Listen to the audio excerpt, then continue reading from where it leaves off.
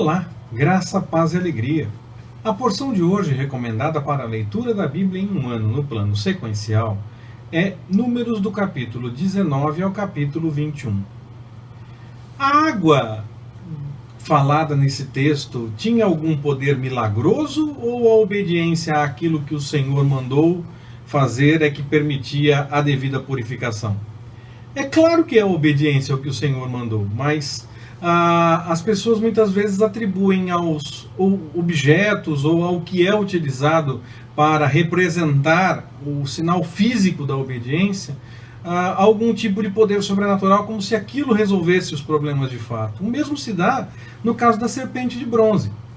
É verdade que no caso da serpente de bronze se faz analogia com Jesus na cruz, já que a serpente foi colocada numa haste, e nós podemos ouvir isso como ilustração, podemos ouvir isso como recomendação para um entendimento melhor dessa situação, e não vejo nenhum problema com relação a isso, nenhum absurdo.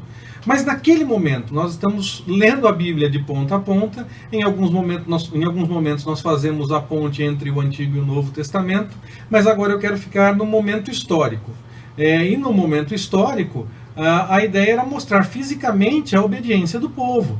Pois mais algumas vezes na porção que nós lemos para este dia, o povo de novo sentiu saudade do Egito, reclamou mais uma vez da falta de água, reclamou de estar no meio do deserto e não estar na terra, mas quando eles estavam na porta, na fronteira, tiveram medo e agora querem culpar Moisés de qualquer jeito, porque Moisés não conseguiu fazer eles entrarem lá. Chegaram a suspirar e dizer que tinham vontade de ter morrido com aqueles que tinham reclamado antes e que tiveram aquelas mortes pavorosas, com o fogo saindo do Senhor e consumindo, ou a terra abrindo a boca e engolindo. A que ponto se chega para poder reclamar, não é verdade? E nós temos que tomar cuidado, porque nós podemos fazer algo parecido, ainda que achemos que é diferente, ainda que nem notemos que estamos fazendo algo parecido. É importante que nós tomemos cuidado para não exagerar realmente nas reclamações, porque as coisas acontecem, os problemas se mostram diante da gente, e não há nenhum problema em, como Jeremias, notar o problema e dizer, está acontecendo isso. Mas o problema é exagerar, o problema é não ver que o Senhor tem a solução, é não ter na memória aquilo que pode dar esperança, mais uma vez lembrando de Jeremias. Até aqui, nessa porção de hoje, não se falava a respeito da entrada ou não de Moisés na Terra Prometida. Acredita-se que sim, que ele iria entrar, mas o texto sempre falou de Caleb e Josué. Algumas vezes só Caleb, quando lembrava que ele foi o primeiro realmente a se posicionar contra todo aquele medo do povo diante da fronteira da Terra Prometida. Mas Josué logo aderiu e também é citado igualmente, se não todas as vezes que Caleb não é todas as vezes, mas muitas vezes Josué é citado igualmente, e os dois realmente entraram na Terra Prometida. Mas diante de uma reclamação nova do povo que queria água mais uma vez, o Senhor dá instrução a Moisés para falar com a rocha. Em outra oportunidade, ele deveria ferir a rocha. Nós já vimos essa passagem, mas aqui era só para falar. E Moisés bate 2 vezes na rocha. Da mesma forma que se tivesse apenas falado com a rocha, a água brota, mas diante de pessoas com coração tão duro, eles poderiam imaginar o absurdo que a rocha brotou água porque tinha água lá dentro e Moisés bateu nela e a água saiu. Tem nada de sobrenatural nisso.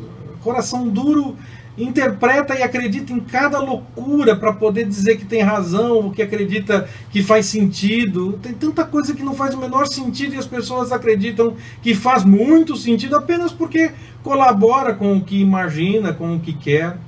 Moisés deveria ter deixado claro que era totalmente uma ação sobrenatural da parte do Senhor, falando com a rocha. Mas ele explodiu diante de mais uma vez que o povo reclamava e repetiu um gesto que ele fez antes. Então o problema não estava em bater na rocha ou não, porque em outro momento ele bateu. O problema era que naquele momento não era para bater, aquele momento era só para falar. A questão é a obediência ao Senhor, é sabermos discernir que às vezes o Senhor nos manda fazer um pouco diferente e obedecer ao que o Senhor nos manda fazer. Não temos que fazer sempre do mesmo jeito só porque uma vez deu certo, então eu vou fazer sempre desse jeito. Não, eu tenho que ouvir do Senhor o que eu devo fazer a cada oportunidade. Essa desobediência de, em vez de falar com a rocha, bater nela, custou para Moisés a entrada na terra prometida. Quando nós desobedecemos ao Senhor, as consequências podem se apresentar. O milagre aconteceu de qualquer forma, a água brotou, o povo bebeu água, deu água aos animais, mas a consequência foi posta da mesma forma. Não é porque o Senhor realizou o milagre que não teve uma consequência por conta da desobediência que Moisés teve naquele momento. A passagem ainda fala a respeito da morte de Miriam e da morte de Arão. Aliás, sobre a morte de Arão, nós vamos ler mais uma vez na Bíblia depois, vai se falar mais uma vez a respeito da morte de Arão. Alguns acusam contradição, mas o texto diz a mesma coisa. Como é que é contradição? Acusam falha, acusam qualquer coisa desse tipo. Mas se nós levarmos em conta que a história está sendo contada, é perfeitamente compreensível que haja algum tipo de repetição, porque ela está sendo reforçada, ela está sendo confirmada. Numa conversa olho no olho, algumas vezes nós repetimos as coisas que nós falamos. Então eu não vejo nenhum problema, nenhum absurdo em ter uma repetição de um evento quando a história está sendo contada, mesmo que escrita, mas até falado nós repetimos, então não vejo nenhum problema. Eu estou repetindo aqui, eu não vejo nenhum problema de novo. E na nossa porção de leitura de hoje, já vemos os primeiros embates de Israel e os moradores da região da Terra Prometida. Edom, os descendentes de Esaú, não deixa o povo nem mesmo passar por seus termos. Já a terra de Seom, que tentou igualmente impedir, e saiu inclusive para lutar, acabou sendo conquistada. Eles só iam passar, não deixaram, combateram e Israel ganhou. O mesmo se deu com Og. Para encerrar a mensagem de hoje, eu quero começar a falar a respeito desse tempo no deserto, já que nós lemos já algumas jornadas a respeito desse tempo que o povo está passando. Nós estamos lendo textos do tempo no deserto, então eu quero meditar um pouco a respeito do deserto durante as próximas mensagens. O nome deserto já revela muita coisa. É um lugar difícil, onde não tem água, não tem nada. É deserto. Ou você realmente confia no Senhor ou não tem nada. A sua chance de ter alguma coisa é o Senhor te dar de forma sobrenatural, cuidando de você de alguma forma.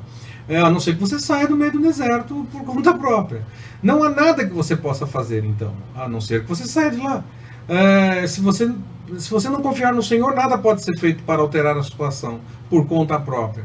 Ou o Senhor nos dá a provisão, ou não temos nada. Foi assim no tempo do deserto. O povo reclamava porque estava faltando. E o Senhor então dava a providência. O povo teve comida, o povo teve água, teve proteção, teve cuidado. Nem as suas roupas se desgastaram enquanto eles estiveram no deserto. E mesmo assim, vendo o cuidado do Senhor, o povo reclama a cada novo momento. A água brota da rocha, mas o povo reclama na próxima oportunidade. Pão e carne caem do céu, mas eles reclamam de novo na próxima oportunidade.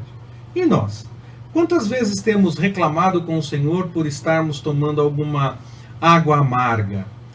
Achamos que a dificuldade vai permanecer quando ela se apresenta e não importa quantas vezes o Senhor já agiu e já mudou a nossa sorte, nós começamos a nos preocupar com aquele momento específico.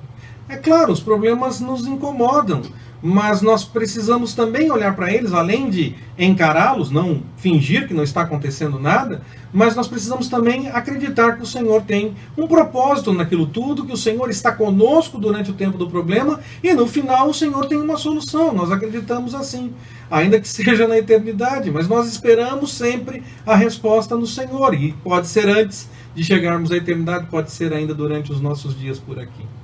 Deixe que o Senhor te dê água para beber e tudo vai se transformar. Confie no cuidado do Senhor e aguarde nele. Mas existe um certo romantismo evangélico com a ideia do deserto. É quase uma teologia do deserto. Entende-se que tempo de provação é tempo de deserto. As dificuldades se apresentam porque estamos no deserto. Qualquer problema que perdura um pouco mais de tempo já vira deserto. Será que é exatamente essa a ideia da Bíblia quando nos lembra o tempo que o povo passou pelo deserto? Gostaria de sugerir então que meditássemos sobre isso. Nas próximas mensagens, como eu falei, além de comentarmos a respeito da porção do dia, vamos avançar um pouco mais a respeito do tema do deserto, já que estamos lendo textos bíblicos que falam desse tempo na história do povo de Israel. Que o Senhor nos abençoe. Forte abraço, até mais, permitindo o Senhor.